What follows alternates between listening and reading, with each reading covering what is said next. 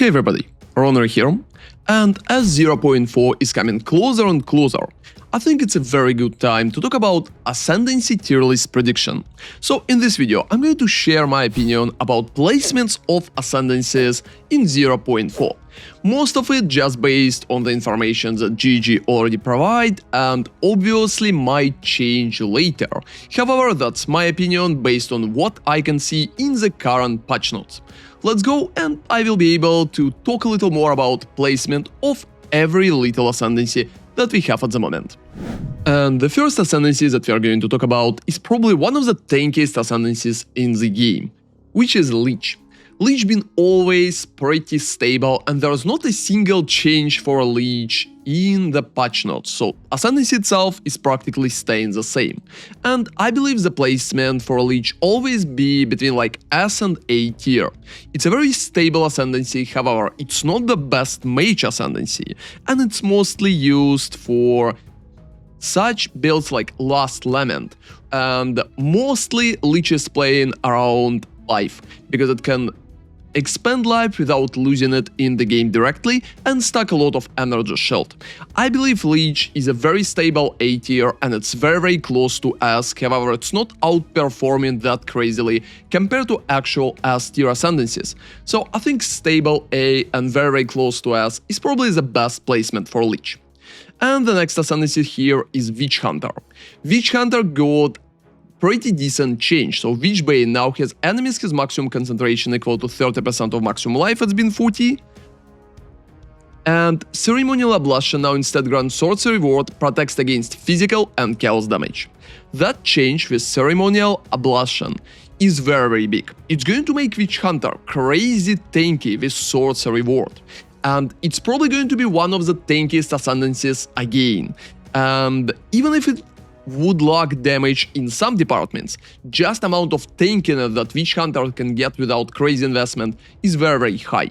So after the change, I think Witch Hunter, which before been like a B or even C tier Ascendancies depending on who you will ask, right now is jumping to a very stable A, because at the moment it's going to be crazy tanky and it also has some bonuses for damage too, so it's not completely only tankiness Ascendancies, such as like Smith of Kitava, which barely has anything to deal damage. And I think Witch Hunter is in a very good position right now, and will be very popular Ascendancy, especially for grenades. And the next Ascendancy is Titan. So Titan always been like a solid option for just melee skills. It had nice bonuses before for stuns and aftershock. And it also got changed a little at the moment. They removed Surprise Strength, but added 25% more damage against heavy stunned enemies to Crushing Impacts, which is pretty nice. Surprising Strength had like more damage against heavy stunned enemies than they added to Crushing Impacts, but you will save 2 Ascendancy points, which is very good. And Mountain Splitter Ascendancy passive skill, which will grant every third slam skill that doesn't create features which you use yourself, cause 1 additional aftershock, looking pretty promising as well. That leads us to a situation when I believe the Titan is jumping to A tier as well, and it's going to be very solid at the moment too. It's probably somewhere closer to the end of A tier, because I believe that both like Lich and, for example, Witch Hunter is going to outperform Titan. However, it's still looking much better than before, and I think it's a decent improvement. And the next one is Tactician. Before, Tactician been a very solid option for A tier, but I believe after Witch Hunter buff, Tactician is falling off a little and moving to a B tier, because at the moment, if you will need to choose between Tactician and Witch Hunter, I believe that Witch Hunter is just looking more promising. And it's mostly Witch Hunter buff is lowering Tactician position, even if Tactician itself is still solid, and I believe it's staying between B and A tier, so somewhere in between those. And the next one is Warbringer, and I believe Warbringer suffers from literally the same situation as Tactician, because at the moment Titan is buffed and Warbringer has barely anything on top of Titan. It wasn't popular before, especially since it's been a little clunky, the gameplay itself is not that fast, when PoE2 is heavily about speed. That leaving Warbringer, especially after the Titan buff, in the C tier. And the next option is Druid. To be honest, looking at the Oracle and Druid Ascendancies in general, I think predicting their position right now is very hard, if not impossible. If we will look at the Oracle right here, that's an old information, that's probably some of those skills going to get changed. It's looking very strong, because like inevitable critical hits right here are looking decent.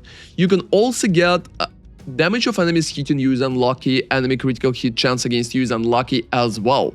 So those two things are looking absolutely amazing.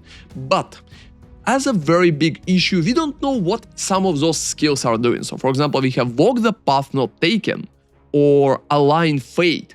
What those skills are doing exactly, it's hard to predict, and I think positioning for Oracle will heavily depend on those skills. Usually characters like with a lot of additional skills are not that popular, but based on what I can see, it's looking like a solid A tier and at worst like a B tier. But that prediction is out of the thin air, and right now I'm going to place it in a special position called Druid, because it's much harder to predict. And the next ascendancy is Deadeye, which been changed in the patch notes and been S tier king for a very long time. And well, I don't think it's surprising, but Deadeye stays S tier, because depending on how you will look at that, Deadeye could even get buffed in the current patch notes. So you're losing Wind Ward because it's been removed, so you're going to be a little less tanky. And there's also upside, you're going to generate more critical weakness with Bullseye, so it's like 10 instead of 5, which is pretty huge.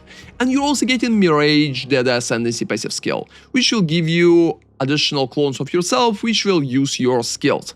We still don't know the numbers for Mirages, but if those numbers going to be high, well, can Deadeye go to like S+, go even higher? But even if Mirage is not going to be amazing, Deadeye is still staying S tier because it's fast, it has a very good clear, and right now critical weakness applying is going to be even easier in general. And the next ascendancy is Kitava.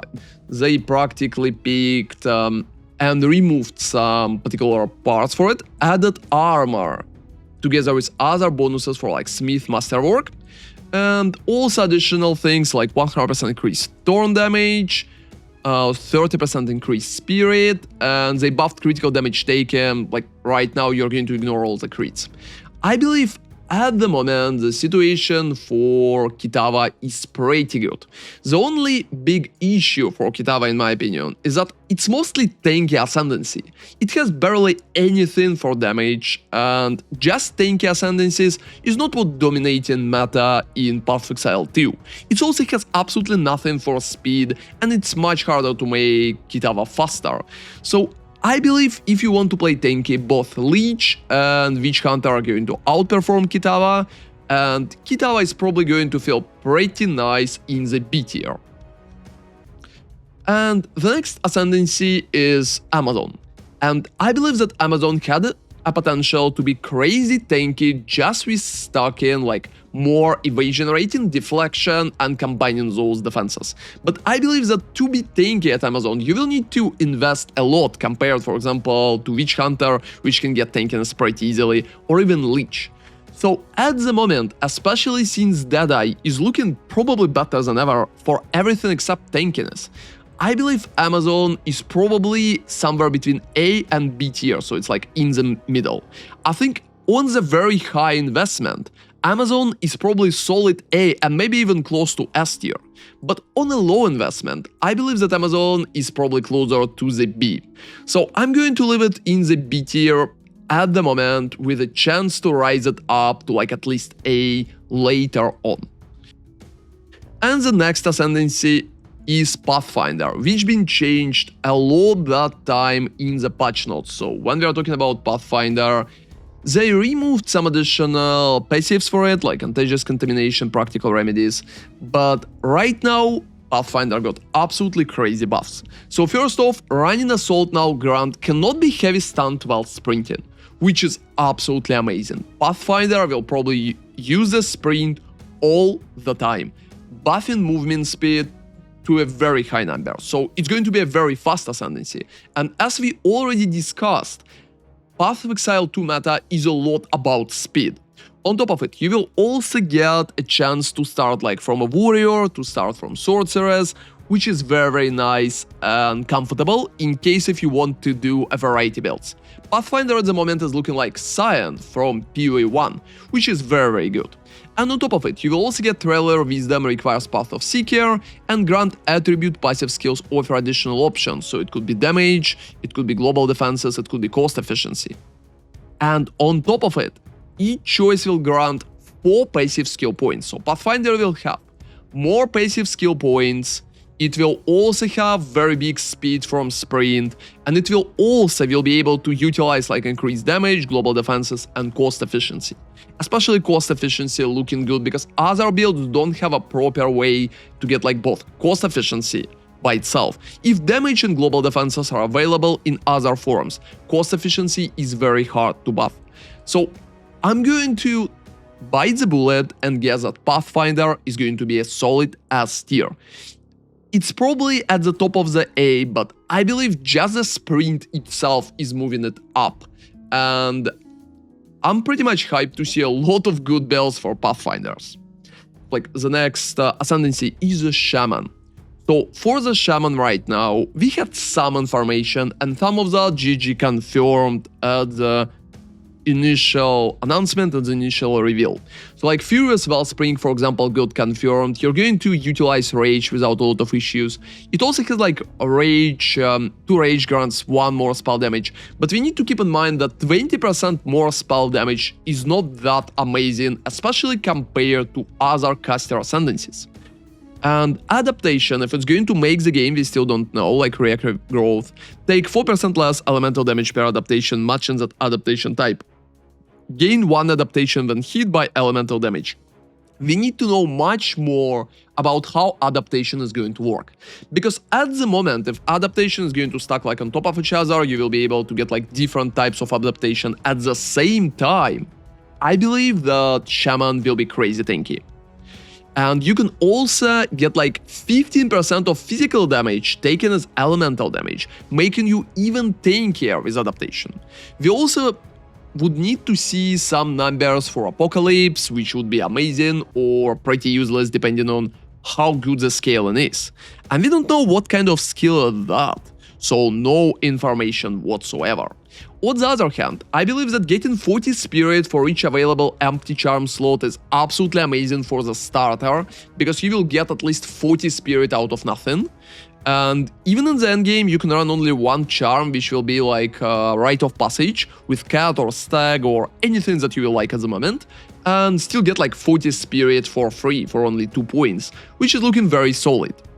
And I think Shaman is going to be the second Ascendancy for Spirit after the Invoker. And gain the benefits of additional bonded modifiers on runes and idols also sounds absolutely amazing for 2 points. What GG already showcased for bound modifiers is just looking very strong. So in my opinion, out of 2, Shaman is looking like a more stable option compared to Oracle, and I think placing it somewhere in top of A and maybe even close to S tier would be my initial reaction. But since most of those are not confirmed and could be changed, I'm placing the Shaman here in the Druid part as well, because it could get changed to practically anything, and I don't really want to mislead you while predicting it, especially if all the skills are going to get changed. And the next Ascendancy is Chronomancer, which honestly barely had any place in the meta. I think there have been a few cool niche builds with just slowing everything down so hard with Chronomancer. But unfortunately, the class itself is not fast and you need to utilize a lot of cooldowns, a lot of skills at the same time. So I believe at the moment, Chronomancer still stays in the C tier without a lot of options.